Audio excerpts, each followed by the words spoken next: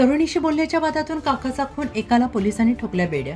तरुणीशी बोलण्याच्या वादातून एका तरुणाने तरुणीच्या काकाचा खून केल्याची खळबळजनक घटना साक्री तालुक्यातील हनुमंतपाडा येथे घडलेली आहे. या प्रकरणी हत्या करणाऱ्या एका तरुणाला पिंपळनेर पोलिसांनी बेड्या ठोकल्या आहेत. पिंपळनेर पोलीस स्टेशनच्या हद्दीतील हनुमंतपाडा पोस्ट राईनपाडा येथील रहिवासी दत्ते सोमा गवळी यांचा खून किसन गुलाब साबळे यांनी केल्याची माहिती समोर आली आहे.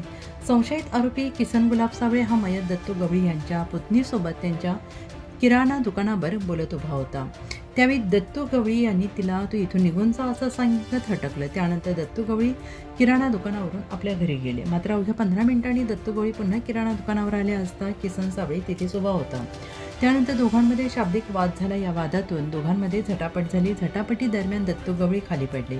त्यांच्या डोक्याला जबर मार लागल्याने त्यांचा मृत्यू झाला आणि या प्रकरणी आरोपी किसन गुलाब साबळे यांना पोलिसांनी ताब्यात घेतलेलं असून पुढील तपास पोलीस करत आहेत.